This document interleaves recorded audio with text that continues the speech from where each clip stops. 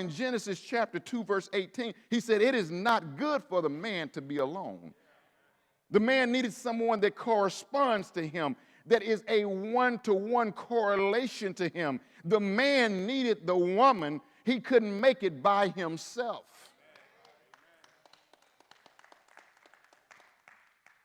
The tenderness of the woman. But sin has perverted what God has created to be good. And God has designed it to be man and woman, and anything beyond that is a perversion and an abomination before a holy God. Y'all say amen, stay with me now. I want to be clear. That was God's first example, but we do understand that there are those who find themselves independent in maybe a single relationship, but they are still in need of friendship, someone to assist them in the journey called life. I don't care where you are on the spectrum, married, divorced, single, whatever the case may be, you still need to be in relationship.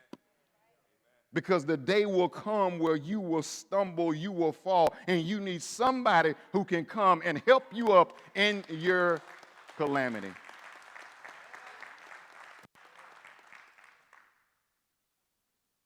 It's imperative that we understand the reality of life. Kohelet said, this is how it is. I'm convinced that's why God has given us the church. The church itself has been given as a place where we can be in relationship, where we can assist one another when we find ourselves maybe in isolation. 1 Corinthians chapter 12, verse 18, I like this text because in the context he's talking about the gifts, but it's a beautiful explanation of how we are in relationship to one another, and we need one another.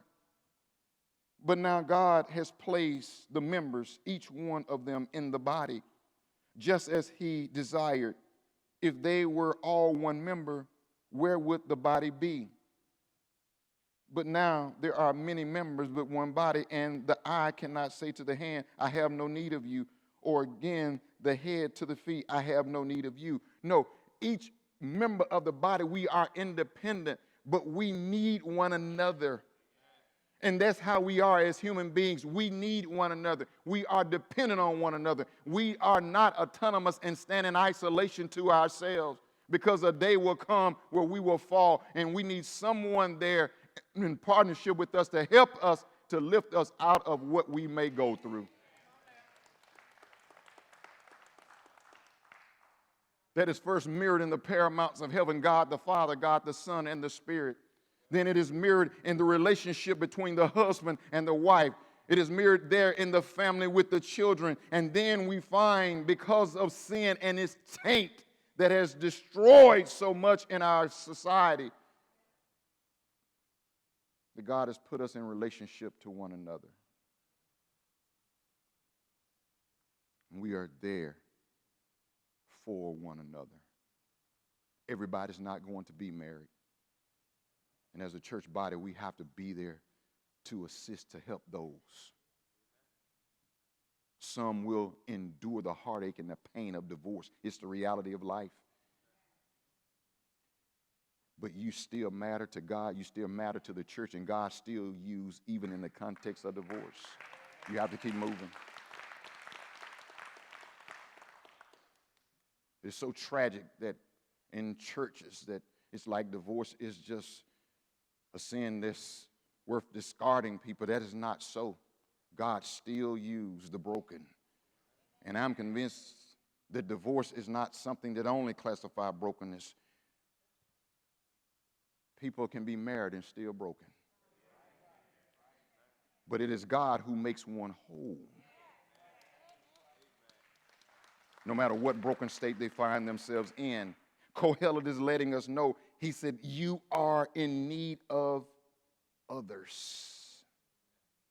It is so troubling to me when I see these little sayings. Women saying, we don't need a man. I don't need a man. I'm independent. You need him.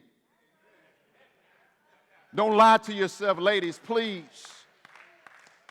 You need a man, and a man need a woman.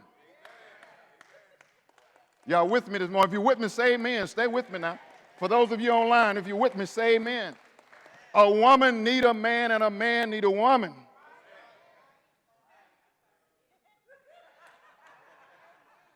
No ashy hand, knuckle dragging man can do what a woman can do.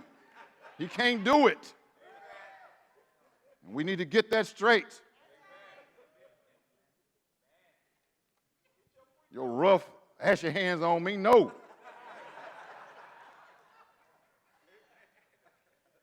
That is for the woman. God has designed the woman for the man. It's so tragic that we've allowed these perversions to come into our culture and many into our churches, and we are not willing to stand up and say, that is an abomination. It's immoral, and it's nasty. That's nasty.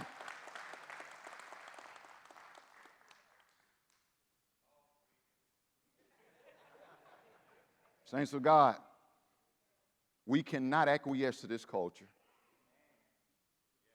And Kohelet here, when he's talking about two are better than one, yes, he is saying in relationship, I'm convinced marriage as well, but also in companionship, friendship, we need those.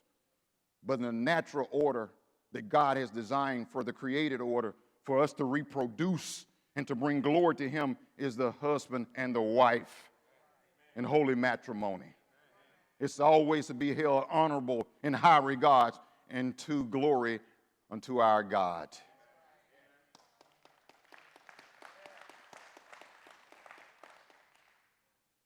Kohelet says,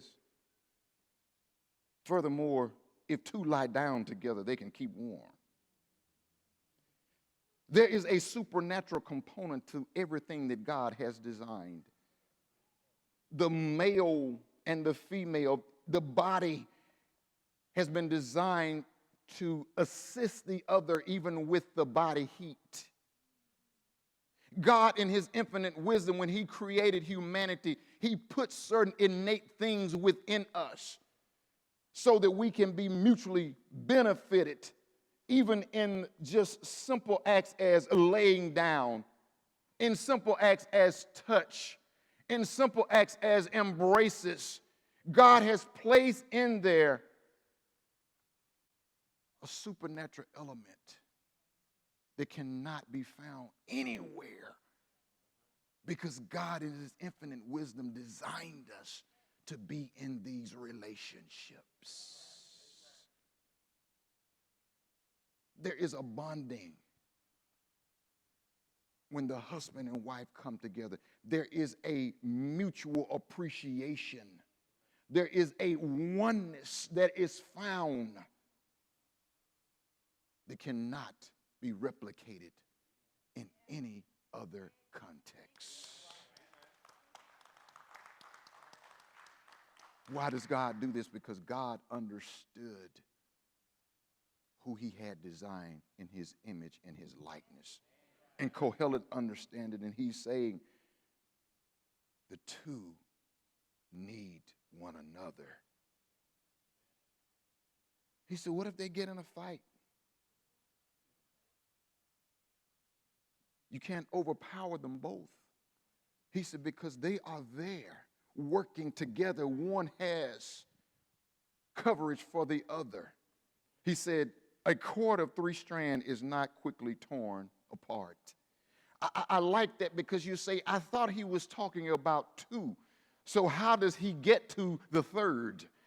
I'm convinced what God is saying here, when the man and the woman come together, that he is that 3rd band that wraps and binds. He's that 3rd band that holds them in unison. He's the one that caused them to become a force of one. That's our God. He works supernaturally, and he gives a level of power and divine enablement when the two are united, working as one. That's our God. Let me tell you something. Also, even in relationship, when 2 people come together on one accord, God does something supernatural. God wants us unified. God is about unity. While Satan, the enemy, our adversary, is about dividing. It's imperative that we understand this, because this is what life is about. It's about unifying and being on one accord, and our society does everything it can to divide and conquer. Whenever you see division, I want you to understand you see the work of the adversary.